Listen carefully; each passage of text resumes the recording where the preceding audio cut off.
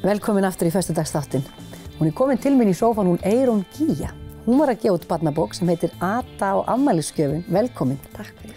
Segðu mér fyrst aðeins hvernig þið datt í hug þessi bók sem að fjalla svolítið blómin í okkar nærumhverfi. Já, hún kviknaði reyndar þessi hugmynd fyrir töluvert mörgum árum, 4-5 árum. Þá var ég að byrja að kenna í Menntaskólanum á Akureyri og þar erum við með áfanga sem heitir náttúrulæsi og hét fyrst Íslands áfanginn. Og snýr svolítið svona samþætting greina og snýr að því að kenna krökkunum aðeins Ísland, bæði landafræðina, svo erum við aðeins að tala fiskinn og svona flóru og fánu landsins og eldgosinn og svona bara allt sem svona tengir okkur saman hérna á Íslandi. Og þar bjó ég til fyrirlestra og var að kenna krökkunum hvað blómin heita, þessi svona helstu, valdi úr náttúrulega, og svo hvalina og svo erum við með fiska og fugla og ýmislegt. Og þetta eru krakkar orðnir 16 ára? Þetta eru 16 ára krakkar, eða 15-16. Og þá komst mér að því að það er bara rosa takmarkað. Það var mjög margir sem að, nei, þekki ekki mun á Tosk og Ísu eða Hrefnu og Hnísu eða hvað það var. Eða Fugli og Sóli? Já, bara gult blóm og annarhvert blóm giskuðu það var í fjóla. Því ég hafði þetta svona, það var svona spurningaleikur, létu giska. Já. Og þá ákvaðst að gera eitthvað í málunum bara? Já, því allavega fékk mig til þess að hugsa. Já. Kannski væri þetta ekki svo aðgengilegar upplýsingar en kannski ættu þau ekki endilega. Þau læri þetta í grunnskólanum. Minnir mér svona á miðstigi og eins og við vitum báðum manns náttúrulega ekki allt sem læri á miðstigi í grunnskóla langt fram undir aldri sko. Einstakar ljóð kannski. Já, þannig að það var kannski svona spurning. Ég myndi eftir bara með mín börn, það var til alveg fullt af bókum um húsdýrin og mjög mikið af líffræðibókum af því að ég er líffræðingur og krakkarnir mínir fengu oft svona gefis bækur um mannslíkamann eitthvað. Það er svona bækur fullar af staðreyndum. Það er ekki hægt að lesa þetta kvöldin, aftur og aftur. Þetta er ekki spennandi saga. Nei. Þannig að mér langaði að koma, þetta er saga. Mér langaði að koma því að þannig að þetta væri svona eitthvað sem að færi nokkuð sem í gegn og svo tengi þetta svona aðeins, þannig að þau geta skoðað líka svona list í bókinni. En svo finnst mér athyglisvert að þú skrifaðir ekki þessa bók fyrir þú fékkst tíma til þess og að því að við erum búin að hafa streituskólan hérna hjá okkur og þá varst í veikindaleyfi þegar þú loksins gert bókina. Segðu okkur aðeins frá því. Já, ég skrifaði hana fyrir nokkrum árum en ég kláraði hana og fór að hugsa alvöru útgáfuna þegar lífið tók svona í taumana. Ég var búin að vera lengi, tók uppeyju. Ég var búin að lengi svona undir töluverðri streitu, eins og bara margir þekkja í samfélaginu í dag. Með 3 börn sem að ég var mikið með ein. Og svo var ég í vinnu og í mastersnámi. Þetta er náttúrulega bara uppskrift af einhverju svakalegu. Og með rosa fullkomna orðið, þannig að ég ætlaði að fá 9 meðalengun. Var alveg búin að fösta því. Og ég hef ekki sýnt neinum þessa meðalengun akkurat núna, en ég veit ekki alveg út af hverju mér þátt þetta svona mikilvægt, sko. Þannig að í mjög langan tíma var ég bara að sofa kannski max 5 tíma á hverju nóttu. Því ég lærði eftir ég var búin að koma börnunum niður og því að seinni portarnir fari ég að skutla og eins og allir þekkja. Þannig að þetta var svona. Já. Þetta endaði ekki vel? Þetta endaði ekki vel. Ég var búin að fá ýmsar svona áminningar sem ég sé eftir á. Ég var endalaust að fá sýkingar og búin alltaf að vera til læknis, ég er alltaf þreytt, það er alltaf eitthvað að. Og aldrei, ég fekk alltaf einhver sýklalyf eða eitthvað, skilurðu, auka D-vitaminskammt og eitthvað. Einhverja plástra. En í rauninni meinið sem var streitan bara, hún fór náttúrulega gert. Þú kveiktir ekki og enginn af þeim sem þú hittir kveikti? Nei, í rauninni ekki, sko. Enginn spurði, hvað er þetta að gera mikið? Nei, það var svona ekki alveg skoða kannski í heild. Og ekki skoða bara hvað ég var búin að fór óvenju oft sýkingar og bakflæði og endalaust svona átti erfitt með að kyngja og það var fullt af hlutin sem var búin að koma í ljós, sko. Og hvað gerist svo? Svo bara þegar ég afhenti prófdómara mastersritgerðina, þá fer ég vinnuna daginn eftir og fæ gallsteinakast í vinnunni. Og fer hann upp á spítala og fæ morfín til þess að það er rosa vont að fá gallsteinakast. Já, manni skilst það. Já, og þá fæ ég svona flug. Bara hendist endalaust til, ég held meðvitund allan tíman og það var ekki taugalæknir þá á Akureyri þannig að ég fer bara, þeir segja mér ég þurfa að leita til taugalæknis. Já, þeir sjá þetta er ekki eðlileg Þetta var ekki, nei, enga veginn sko og ég ráði ekki að stoppa neitt og hendur og fætur út allt og ég fer bara þarna og fer til taugalæknis seinna og hann greinir mig með Tourette. Af því að ég kannaðist við, ég hefði verið með svona kippi hingað og þangað í fótum og höndum og já, þetta gæti svo passa en mér fannst þetta svona skrítin greininga því að svona þeir sem að greinst með Tourette eru svona alla jafna frá 5 til 8 ára. Já. Og þarna var ég sko 32, þannig að þetta var ekki alveg sko, passaði ekki alveg. Nei. Þannig að ég og þetta var 2014 sko. Og ég bara, hann sagði ég ætti að bara reyna núna tímabundið að slaka eitthvað á, svo myndi þetta bara fara. Já. Og ég hlusta á það tímabundið. Og svo var maður bara komin á sama stað aftur og búin að taka sér fleiri verkefni og svona. Og bara með þína kippi og Tourette Já, kippi og fekk annarslagi svona flog og ekkert oft og ég hugsa bara, þetta bara, nú gerði ég hann svo mikið, nú er hann að sleppa af. Svo bara í janúari fyrra, fyrir rúma ári síðan, þá bara er ég að lesa fyrir dætur mína 2, 3 og er með 2 yngri þarna og allt í einu get ég bara ekki talað, það kom engin orð. Og ég missi bara málið og svo bara hristist ég öll og ég krampast öll og var sinadrátt hérna á skrýtna staði sem ég vissi ekki eins og maður fengi sinadrátt í allir vöðvarnar inn í andlitinu, snýst upp á hendurnar og ég bara ræði ekki neitt við neitt. Og er eitthvað sem getur hóað í lækni eða eitthvað? Nei, og ég er svo föst á því að þetta sé Tourette, þetta myndi hætta að ég bara býð þetta að mér 8 tíma bara strax, þetta er sunnudagur, ég 8 tíma hjá á mánuði. Þannig ég fer aftur til sama læknis og fara aftur þessa greiningu og bara trúður sér samt ekki, bara þetta var eitthvað skrítið. Og ég er þarna, fer aftur til þessa taugalæknis. Þetta var svona smá erfitt, mér var svona pínu eins og hann var að gera lítið úr því hvernig ég var að gangi í gegnum og svona.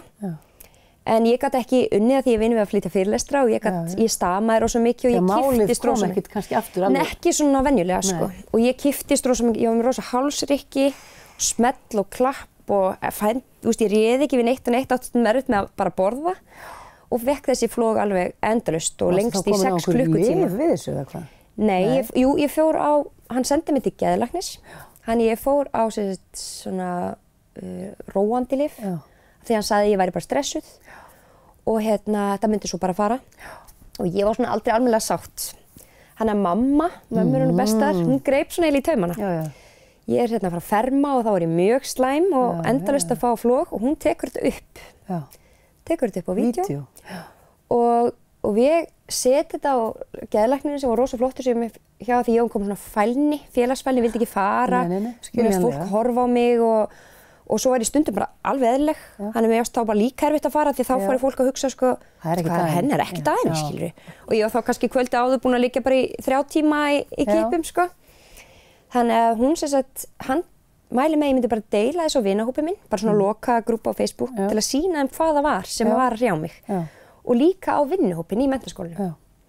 Og það var rosa léttir, bara geta sýnt fólki hvað ég væri að baksla við því það var bara búin að sjá mig kippast annars slagi til og það fólk með Tourette er alveg að vinna og svo leis. En já, þarna var ég með rosa flog og ég missi oft andan og springa rosa hára eins og ég sé með mislinga eftir þetta því að ég fær svona rauða doppur því ég á svo erfitt með anda. Og ég og vinkonu mínar, ég segi svona bara vinsalegast hafið þetta fyrir ykkur, þetta er náttúrulega maður í sínu viðkvæmasta ástandi þannig. En ef þið þekki til einhvern taugalækni eða einhvern annan, þá með endilega að deila. Og þannig fór þetta stað. Já, þá voru vinkonum minn sem þekktu lækna í Noregi og í Svíþjóð, það voru reyndar íslenski taugalæknar. Og þau bara greindu þetta þarna á þessu myndbandi. Bara á vídeónu? Já, segja bara nei, þetta kallast á íslensku stafræn einkenni eða taugakerfisröskun og FND á ensku. Og þá var þetta að fara að vinna með þetta? Já, þá sögðu þess að ég þyrfti að fara á Reykjalund í þverfaglega endurhæfingu sem ég er nýkomin af núna og enda líka miklu, miklu betri í dag og get setið hér til dæmis. Og og kjur, það er rosa luxus að sitja kjur. En fékkst reyndar flog í morgun? Ég fékk reyndar flog í morgun, já, að því ég var að koma í viðtal. Það má ekki stressvaldur. Já, þannig að, en ég þurfti áður en ég fór Reykjalund að útiloka mjög sjaldgæft tilfelli af flogveiki, af því að þeir vilja alltaf vera með 100% greiningu. Og það tók því miður 7 mánuði. Þannig að þetta var í apríl og ég fekk 4. desember tíma í heilasýrita. Það sem er í 4 daga með, ég var í 4 daga nú mismunandi eftir fólki, sem þú ert með sýrita og þeir fylgjast með flóðmork í beinni útsendingu bara. Það getur afskrifað þann sjúkdóm. Já, þá getur þau lesið það út úr heilarýnitinu að ég var ekki með flóðveiki. Og framundan hjá þér, nú ertu komin á Reykjalundi og nú áttu bara að reyna að ná jafnvægi í lífið. Já, núna er ég búin að læra á Reykjalundi, maður með rosa flott teymið, það er svo dásamleg starfsemi sem er þarna, með lækni og sjúkraþjálfara og iðjuþjálfara og félagsráðgjafa og hjúkrunarfræðing og ég veit ekki hvað. og það bara skoðað allt. Þú lærir bæði, ert í svona iðju, þú ert í hreyfingu, þú ert í sálfræðitímum og ýmsu. En þú ert ekki endilega útskrifuð, þetta mun ekki læknast? Nei, ég fer aftur eftir, sko, það er náttúrulega pínum bara undir mér komið hversu vel ég nægja að stjórna þessu, eins og margir aðrir mörgunum veikindi, sko. En ég fer aftur eftir mánuð til dæmis og svo aftur eftir 6 mánuð og aftur eftir ár. Þannig að það er svona eftirfylgni. Komin undir eitthvað eftirlit, nú er fólk að, Já, og er búin að fara til hreyfitaugalæknir sem heitir Anna Björnsdóttir. Hún er svolítið í umræðunum að því hún fekk ekki strax samning hjá Tryggingum. Hún var búin að vinna við þetta í Bandaríkjunum. Þekkti mjög vel til þessa einkenna og gat útiloka bara Tourette. Þannig að nú er ég bara með eina greiningu sem ég er bara þegar ég las, það er neurosymptoms.org, heitir heimasíðan þessi einkenni því það eru sko 27 afbrigði, sumir missa sjónina, aðrir lamast, það er mjög mismunandi hvað kemur fyrir fólk. Og þegar ég las sjúkdómsgreininguna sem eru svona kippir og svona flog, þá bara eins og ég hef skrifað þetta sjálf og ég fór bara að gráta. Það var bara pínu þannig, því að þú veist að fara til læknis og ekki búið að vita hvað er að þér og rosa gott, það er bara hellingsbati bara að vita hvað það er, ég er ekki bara eitthvað ruggluð, þú veist. Og svo kynntist maður náttúrulega Reykjalundi fleirum sem eru með nákvæmlega sama. Og það er líka rosa æðislegt, sko. Og er ekki gott að vera í einhverju svona samtali við það fólk? Og þeir eru búin að mynda einhverja klíkur og svona. Já, og þetta, þú veist, að maður er með svo mikla fordóma sjálfur kannski fyrir, þú veist, bæði því þetta fer svona inn á að þetta er streita inn á svona andleg veikindi, að þá er svolítið svona, maður er með fordóm fyrir því að maður þorir ekki út úr húsi, vill ekki láta sjá sig því maður er heilbrigður, sko, getur ekki. Þú veist, það er alltaf þetta verður rosa balans að finna út, þú veist, hvað, og þá er maður þarna, þú veist, mér er rosa gaman að spila blag og samt fannst mér alltaf svo erfitt að láta sjá mig þar. Ég get ekki spila blag ef ég er lasin. En í blagleik get ég náttúrulega bara labba út af, en í vinnunni, í miðjum fyrirlestri, það er kannski ekki alveg hægt, sko. En takk fyrir að deila þessar sögum með okkur, Eyrún Gía. Þetta er rosalegt og við ætlum að tala um bókina. Við ætlum nefnilega að gera það. Þetta bara tengist svo öðrum Já, þetta var svona viðræðalegt verkefni í þessari endurhæfingu sem ég er búin að vera í núna. Og nú ferðu bara að skoða næsta þema meðan þú ert kannski, að því þú verður áfram í endurhæfingu, þá getur þú kannski farið að... Já, næst eru það kvalirnir. Þetta er svona, það eru margar ömmur sem eru búin að, og afar, sem eru búin að hafa hana heima á sér. Þegar það er sem sagt, í bókinni er lítil mýfluga sem er falin á myndunum sem á að vera svona leikur að finna og þetta er svona aðalega fyrir leikskólaaldurinn. Svo eftir því sem þú flettir að þetta er hana Ödu sem er að gera afmælisgjöf handa ömmu sinni. Amman er á afmæli og afinn stingur upp og gefur henni blómvönd. Hún er að tína mismunandi blóma. Hún er að tína mismunandi blóma því hún ætlar að leita baldursbrá en baldursbráin veit hún ekkert hvernig lítur út. Þannig að hafa svona dýrin í umhverfinu hjálp henni og vöndurinn stækkar svona hérna upp í horninu eftir því sem maður líður á bókina. Þannig að þú fær að sjá hann vaxa og dafna. Og lærir í leiðinni. Lærir í leiðinni og svo er listi aftast til þess að fara með í göngutúr eða bara labba í leikskólann til þess að læra að þekkja blómin og slis. Tíminn er hlaupinn frá okkur því miður. Gaman að spjalla við þig. Takk kærlega fyrir að koma og gangið svakalega vel í að finna jafnvægið. Og hvetjum ekki bara fólk til að leggja sig og slaka bara endilega. Líti upp úr önnunum. Og svo er barnamenningarhátíð núna í Hofi. Hún er að byrja næstu viku. Hún er að byrja næstu viku og þá eru myndirnar úr bókinni í Hofi til dæmis. Þegar það er myndlistarsýning úr bókum sem kom út á árinu sem heita Það sem börnin vilja sjá. Akkúrat. Takk kærlega fyrir komuna. Takk sem leiðis.